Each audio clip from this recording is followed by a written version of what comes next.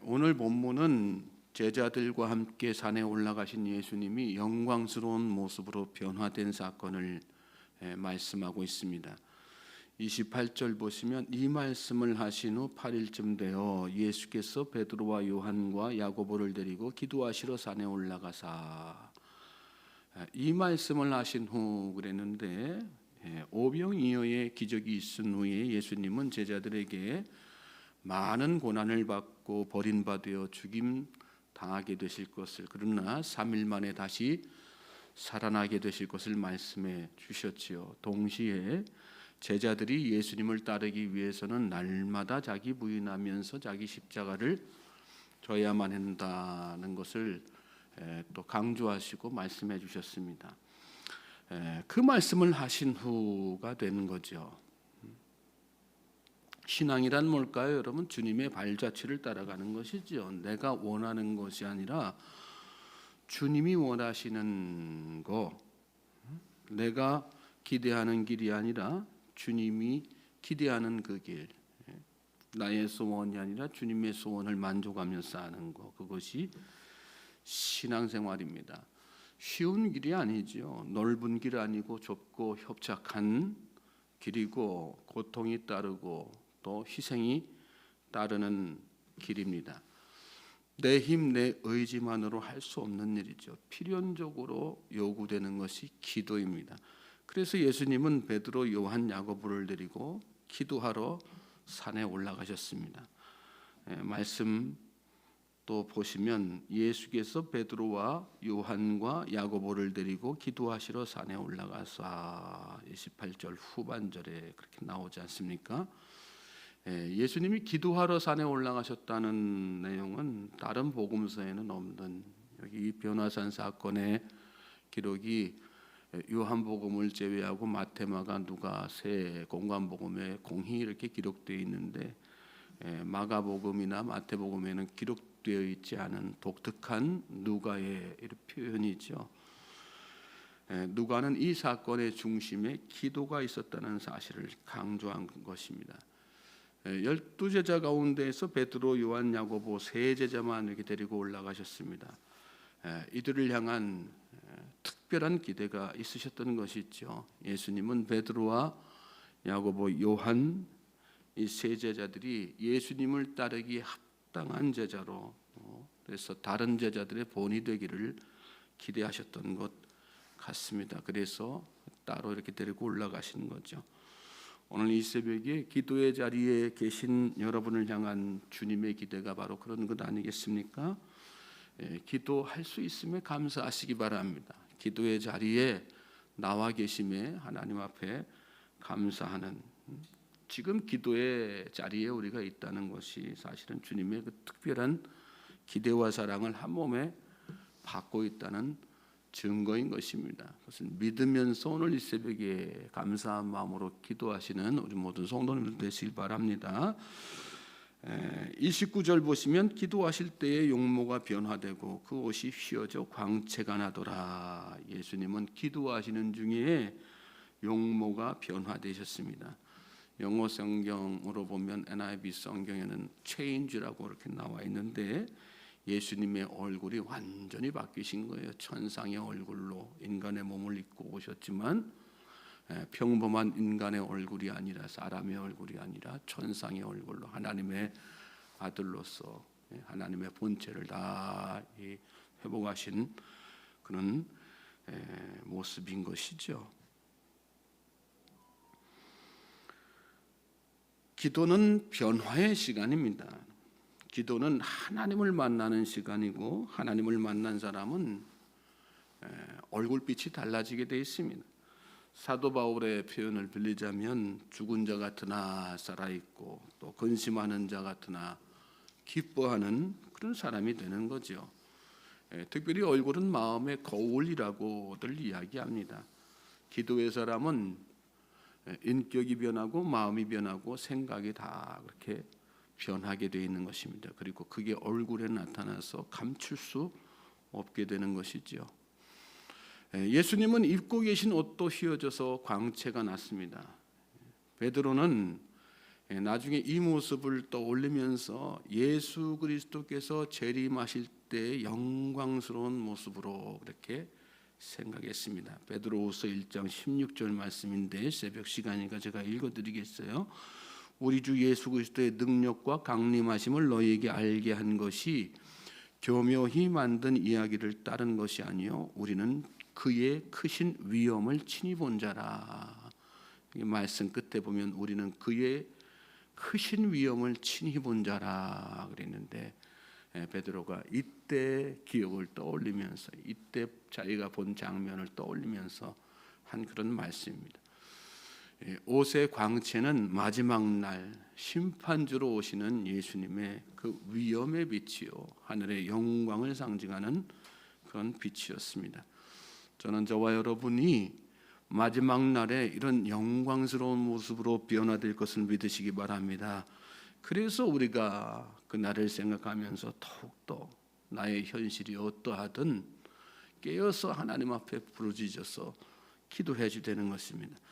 30절 말씀, 31절 말씀 보시면 문득 두 사람이 예수와 함께 말하니 이는 모세와 엘리야라. 영광 중에 나타나서 장차 예수께서 예루살렘에서 별세하실 것을 말할세. 이런 말씀이 나오죠. 예수님은 이렇게 모습이 기도 중에 모습이 변형되신 후에 엘리야 모세와 함께 더불어서 말씀을 나누셨습니다. 엘리야는 예언자를 대표하죠. 선지자를 대표하고 모세는 율법을 대표하는 사람이죠. 이 두 사람이 나타난 것은 율법과 예언에 기록된 메시아가 예수님이심을 증명하는 것입니다. 즉 구약의 율법과 예언이 예수 그리스도에 의해서 완성되었음을 상징적으로 보여주기 위해서 이렇게 나타난 것이죠. 예수님은 인간의 몸을 비천한 모습으로 인간의 몸을 입고 이렇게 오셨지만 진정한 하나님이요 우리를 구원하실 메시아라고 하는 사실을 우리가 마음속에 다 생각하면서 우리도 그 예수님을 따라 예수님께서 가신 길을 담대히 우리의 마지막 날의 모습이 이런 모습이 될 것이다 하는 기대와 소망을 가지고 하루하루 승리하는 삶을 사실 수 있게 되기를 주님의 이름으로 소망하고 축복합니다. 자, 그 뒤에 이어지는 말씀 또 보시면 32절부터 34절 말씀이에요. 베드로와 및 함께 있는 자들이 깊이 졸다가 온전히 깨어나 예수의 영광과 및 함께 선 두 사람을 보더니 두 사람이 떠날 때에 베드로가 예수께 여짜오되 주여 우리가 여기 있는 것이 좋사오니 우리가 초막셋을 짓되 하나는 주를 위하여 하나는 모세를 위하여 하나는 엘리야를 위하여 하사이다 하되 자기가 하는 말을 자기도 알지 못하더라. 이 말할 즈음에 구름이 와서 그들을 덮는지라. 구름 속으로 들어갈 때에 그들이 무서워하더니 이 모세와 엘리야와 더불어서 나눈 말씀은 사실은 예수님께서 어떻게 예루살렘에서 돌아가실지 별세하실지 그 내용에 대해서 대화를 나눈 내용이죠. 죽음을 이야기하지만 결국은 그 죽음 끝에 영광스러운 모습으로 부활하실 것을 상징적으로 다 이렇게 대화를 통해서 이렇게 얘기를 나눈 것입니다. 그러는 사이에 베드로와 함께 있는 자들이 여기 말씀 보면 깊이 졸다가 그랬는데 그런 사이에 예수님이 기도 중에 영광스러운 모습으로 변화되시고 또 엘리야 모세와 이렇게 대화를 나누는 중에 이들은 졸고 있었다는 얘기죠. 기도하지 않고 이렇게 졸고 있었다는 얘기죠. 그러다가 갑자기 깨어났어요. 그러면서 눈을 떠보니까 너무나도 놀라운 영광스러운 예수님의 모습이 눈앞에 확 들어온 거죠. 그래서 무슨 말을 할지 모르다가 여기 말씀 보면 어쩔 줄 모르는 그런 상황을 저렇게 설명하지 않습니까? 무슨 말을 도대체 해야 될지 너무 놀랍고 두려운 상황 가운데 있어. 그러다가 대뜸 한 얘기가 베드로가 주여 우리가 여기 있는 게 참 좋겠습니다. 초막셋을 짓고 하나는 주를 위하여 또 하나는 모세를 위하여, 하나는 엘리야를 위하여서 딱 짓고 여기서 같이 이렇게 계속해서 있었으면 좋겠습니다. 머물러 있었으면 좋겠습니다. 이 두 사람은 예수님의 앞으로의 삶, 또 제자로서의 앞으로의 삶이 어떤 삶이 되어야 되는지를 깨닫지 못하고 그저 그 상황에 황홀해가지고 거기에 머물러 있기를 기대하는 그런 모습을 보이는 것이죠. 우리가 영적으로 깨어있지 못하고 또 기도에 소홀하다 보면 늘 우리의 삶의 목적이나 방향이 다 이렇게 현실에 안주하는, 이 땅에서의 어떤 영광스러운 모습에 이렇게 취해 사는 그런 인생이 되고 마는 것입니다. 그리스도인은 이 땅의 영광이 아니라 죽음 이후의 나라, 하나님 나라의 영광을 바라보면서 사는 사람들입니다. 그러므로 오늘 이 새벽에도 열심히 기도하는 중에 주여, 제가 이 땅에서의 어떤 영광을 구하면서 사는 인생이 아니라 하나님 나라의 영광을 바라보며 죽음 이후의 영원한 세상을 바라보면서 그 영광을 소망하면서 사는 인생 되게 해주십시오. 기도하는 우리 모든 성도님들 되실 수 있길 바랍니다. 그럴 때 우리 마음속에 세상이 줄 수 없는 평안, 또 세상이 줄 수 없는 기쁨, 또 세상의 어떤 것으로도 가질 수 없는 소망이 넘쳐나게 되는 거고요. 우리 안에 나를 답답하게 하던 모든 환경을 극복하여서 이 하루 정말 영광스러운 모습으로 승리하는 우리 모든 성도님들 되실 수 있는 것입니다.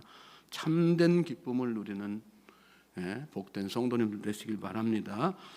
자, 또 그 뒤에 이어지는 말씀 보니까 35절 36절에 구름 속에서 소리가 나서 이르되 이는 나의 아들 곧 택함을 받은 자니 너희는 그의 말을 들으라 하고 소리가 그치며 오직 예수만 보이더라. 제자들이 잠잠하여 그 본 것은 무엇이든지 그때에는 아무에게도 이르지 아니하니라. 정신없이 제자들이 여기다가 초막새 짓고 살았으면 좋겠습니다. 예수님에게 어떻게 보면 생각 없는 이야기, 또 어떻게 보면 너무 세상적인 이야기 하고 있는 그런 중에 구름이 쫙 하나님께서 임재하신 거죠. 그러면서 그 속에서 음성이 들리는데 뭐라고요? 이는 나의 아들 곧 택함을 받은 자니 너희는 그의 말을 들으라. 앞으로 이들이 어떤 삶을 살아야 되는지에 대해서 도전하시는 하나님께서 직접 음성을 들려주시는 그런 장면인 거죠. 너희는 그의 말을 들으라. 우리 그리스도인들은 날마다 주님의 음성에 기울이면서 살아야 돼. 날마다 예수님의 말씀을 묵상하고 말씀의 힘과 능력으로 살아야 되는 것입니다. 그럴 때 우리가 예수님처럼 자기 십자가를 지고 담대히 부활의 소망 가지고 영생의 소망을 가지고 현실의 어떤 상황이라든지 또 어려움이라든지 다 극복하고 소망 가운데 활력 있는 삶을 살게 되는 것입니다. 오늘 이 하루가 저와 여러분에게 그런 복된 날 되기를 다시 한번 주님의 이름으로 소망하고 축복합니다. 다 이렇게 구름 가운데에서 음성이 다 끝나고 나니까 나중에 말씀 끝에 보면 오직 예수만 보이더라 그랬습니다. 이 하루 저와 여러분의 삶 가운데에서 오직 예수님만 보게 되기를 주님의 이름으로 다시 한번 소망하고 축복합니다.